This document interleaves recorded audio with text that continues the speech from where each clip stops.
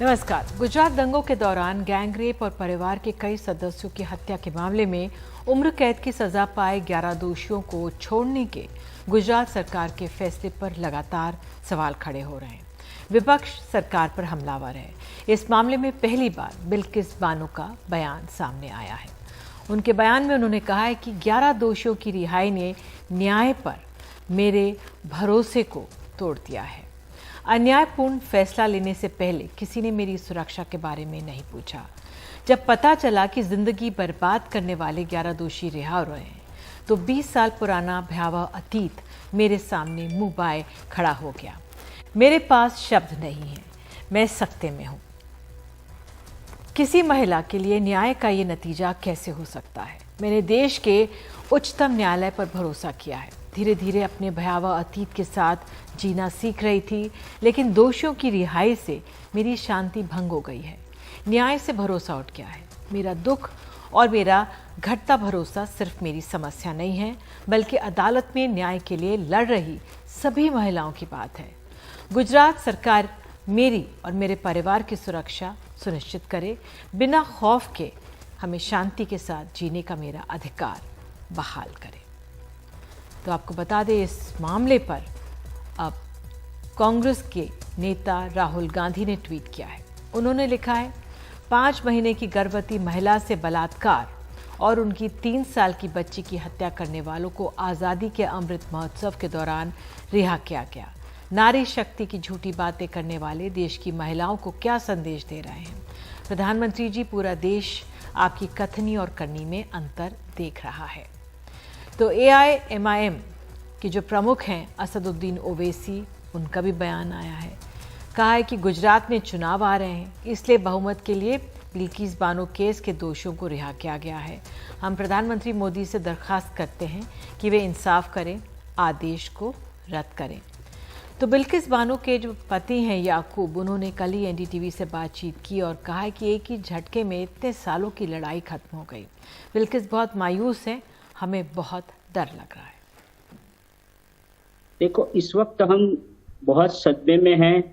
हम बिल्किस की बहुत मायूस है, किसी से अभी बात भी नहीं कर रही है और बहुत मुश्किल है। जो डर वो लोग आरोपी जब पैरोल पे छूट के आ रहे थे तो कम डर था, लेकिन आज वो पूरी तरह छूट गए हैं तो डर हमारे दिल में और हमको बहुत डर लग रहा है। बिल्कुल गलत जो इनकी रिहाई की कोई सुनवाई, कुछ भी हमारे पास लीगल नोटिस स्टेट गवर्नमेंट ने या कुछ भी हमको बताया नहीं कि आप, तो हमको कैसे पता चलेगा? आज हम वो सोच रहे हैं कि एक ही झटके में हमारी 18 साल की लड़ाई खत्म हो चुकी है।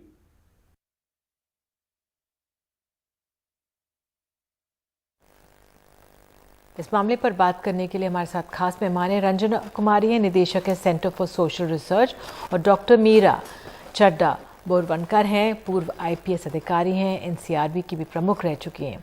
तो पहले मैं रंजना जी आप ही के पास आऊँगी और मैं आपसे जानना चाहूँगी, जिस तरह से ये पूरा भयावह मामला हुआ था, आज बिल्किस बानो ने 2 दिन के बाद अपना बयान सामने रखा है। उन्होंने कहा है कि ऐसे लग रहा है कि जो इतने बरसों पहले हुआ एक बार फिर से उनके साथ हो रहा है। वो निःशब्द हैं, डरी हुई हैं।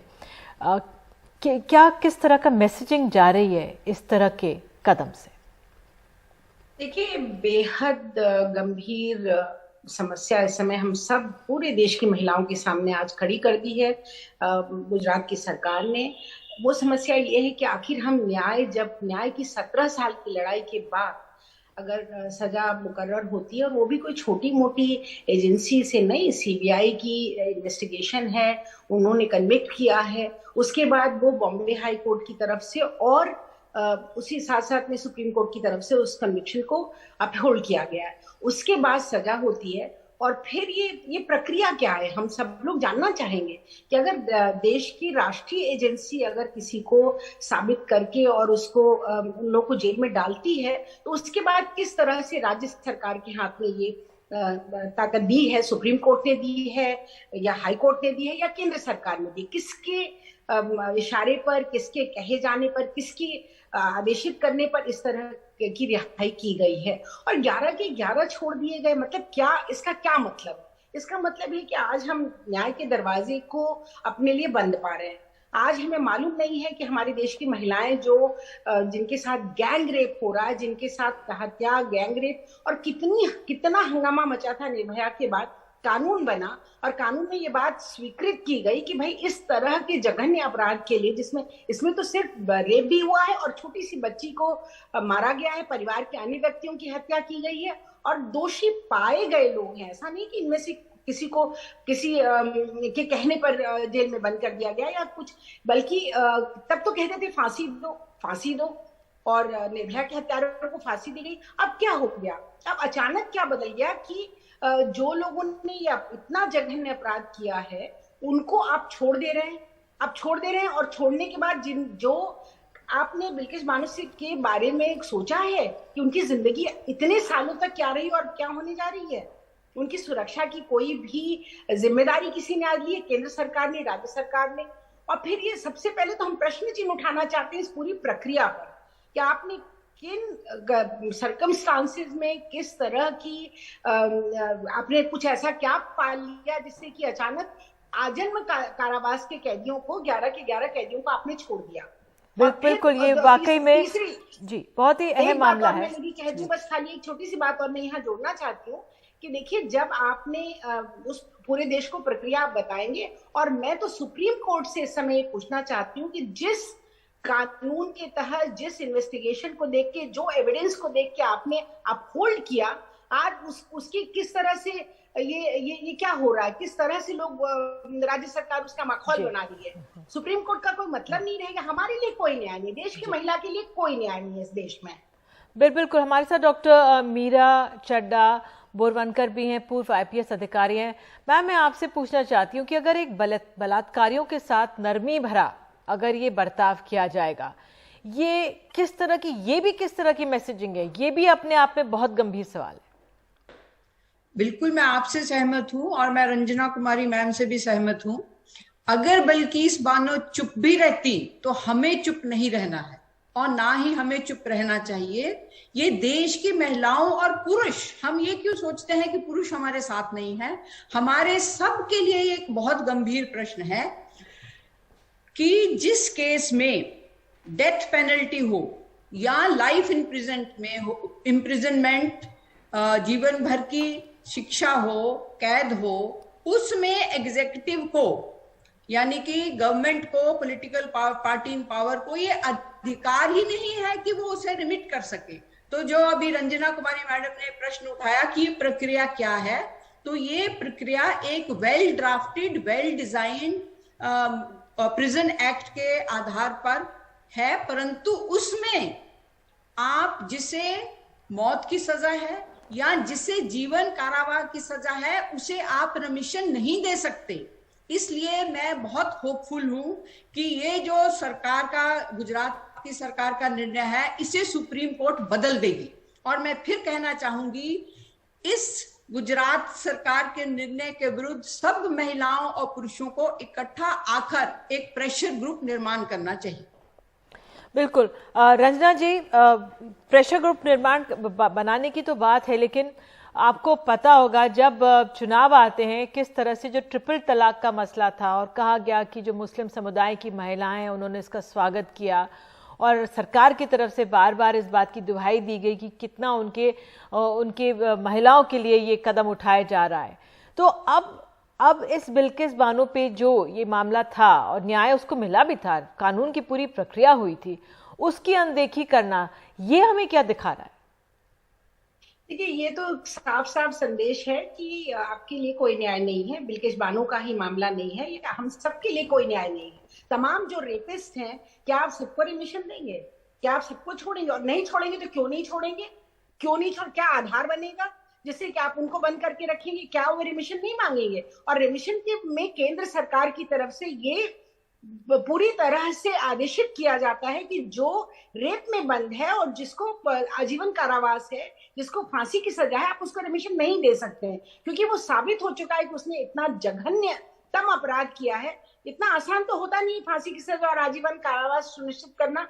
और इसमें आप देखिए 17 साल लगे, अभी तो उनके पति 18 साल कह रहे थे, और ये अगर ये साल जो 18 साल की पूरी लड़ाई के बाद उनको न्याय मिला।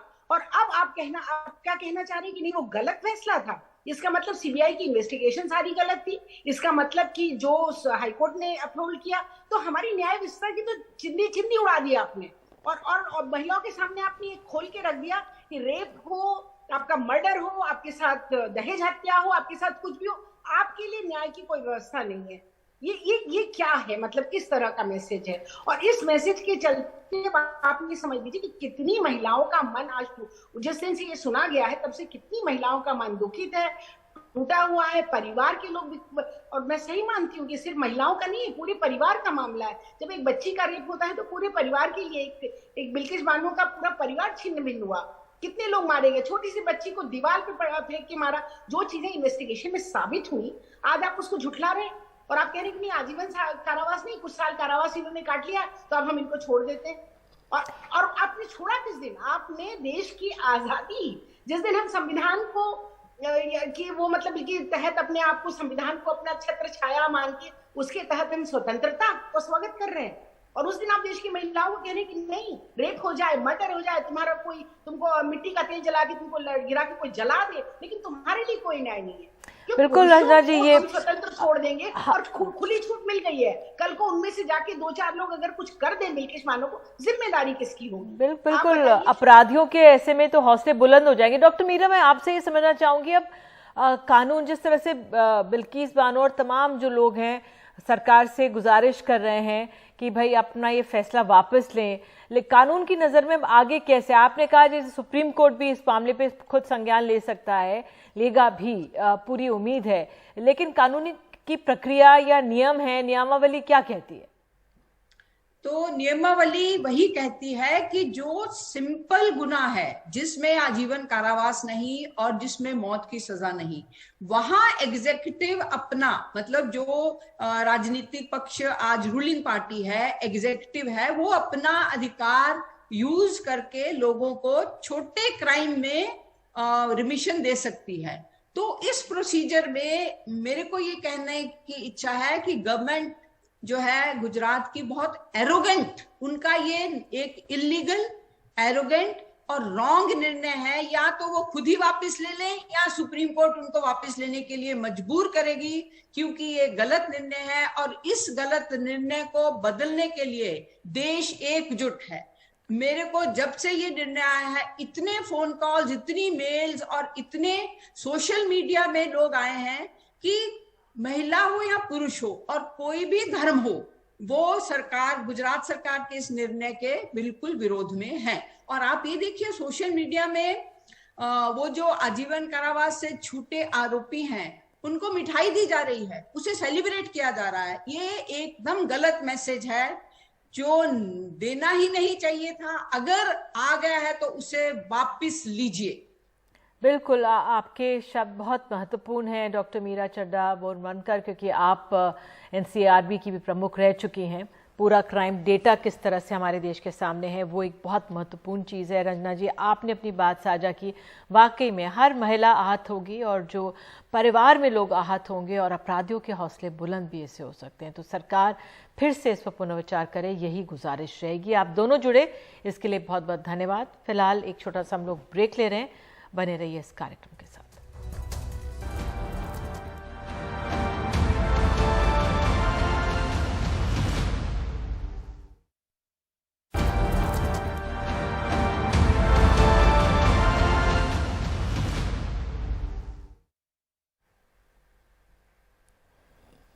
तो बिल्किस बानो के मामले पर कू ऐप पर 2 लोगों की प्रतिक्रिया जो आई है वो आपको सुना देते हैं। करण तिवारी का कमेंट है कि न्याय के प्रति विश्वास हिल गया है।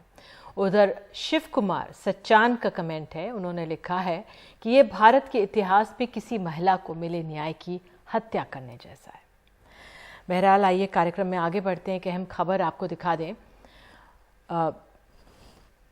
बिहार में क्या विधि व्यवस्था खराब हो रही है या भाजपा के इशारे पर मीडिया में इसको बढ़ चढ़कर दिखाया जा रहा है? इस सवाल पर अब भाजपा के ऊपर महागठबंधन के 2 प्रमुख नेता मुख्यमंत्री नीतीश कुमार और उप मुख्यमंत्री तेजस्वी यादव आक्रामक हैं। राजधानी पटना की बुधवार की इस वारदात के पीछे पटना पुलिस को नाकाम प्रेम का मामला नजर आ रहा है। उसके मुताबिक ब्रेकअप के बाद प्रेमी ने इस घटना को अंजाम दिया, लेकिन विपक्षी बीजेपी इसे राज्य में डर के बढ़ते माहौल का उदाहरण बता रही है। ये क्या हो रहा है नीतीश जी? ये हो क्या रहा है? बस 2-3 दिन में बिहार की हालत क्या हो गई है, और वो भी राजधानी की। मैं फिर कह रहा हूं, ये साधारण अपराध की घटना नहीं है। तो इसी बात का तो संकेत है कि बिहार कहां लौट रहा है, जंगल राज की ओर। वहीं मंत्री कार्तिकेय सिंह पर लगे आरोपों पर मुख्यमंत्री नीतीश कुमार कह रहे हैं कि इसके सारे कागजात तेजस्वी देख रहे हैं, लेकिन विधि व्यवस्था पर उन्होंने कहा कि समय आने पर बीजेपी के सभी आरोपों का जवाब देंगे। कि बिहार में जंगल राज लौटा है। आपको जो मन में आवेगा बोलेगा ना, चलिए ना, कभी जरूरत होगा तब तो सब मतवा बोलेंगे, समझ गए ना। एक एक चीज का बोलेंगे, ऐसे तो ऐसे ही लोग प्रचार प्रसार में कुछ बोलते हैं, उससे कोई मतलब नहीं। सर कार्तिकेय और ज्यादा काम और तेजी से होगा, चिंता मत करिए। सर कार्तिकेय सिंह पर जो आरोप लगे मंत्रिमंडल में बने रहेंगे। वो सब देखा जा रहा है कि मामला क्या है। जो भाजपा माइंडेड लोग हैं, जो लोग प्रचारित कर रहे हैं, उनको करने दीजिए। इससे किसी को कोई फर्क पड़ने वाला है नहीं। हाँ, कोर्ट का जो न्याय होगा, न्यायालय का जो आदेश होगा, उसको ना हम लोग मानेंगे तो न्यायपूर्वक जो है काम की जाएगी, और इस पे हम लोग विचार करेंगे कि क्या हो सकता है। बिहार में घटनाएं पहले भी होती थी और अब भी हो रही हैं, और इस बात में कोई सत्यता नहीं कि जब से नीतीश कुमार ने पिछले हफ्ते तेजस्वी यादव के साथ मिलकर सरकार बनाई है तो अपराध की घटनाओं में बेतहाशा वृद्धि हो रही है। अंतर सिर्फ इतना है कि अगर बिहार के सत्तारूढ़ महागठबंधन की नेताओं की माने तो बीजेपी इस बात को पचा नहीं पा रही कि नीतीश कुमार ने उन्हें सत्ता से बाहर का रास्ता दिखा दिया है, और इसके बदले में वो मीडिया में अपने प्रभाव का इस्तेमाल कर हर छोटी मोटी घटना को काफी बढ़ चढ़ कर दिखवा पा रही है। पटना से कैमरामैन हबीब अली के साथ मनीष कुमार, एनडीटीवी इंडिया के लिए।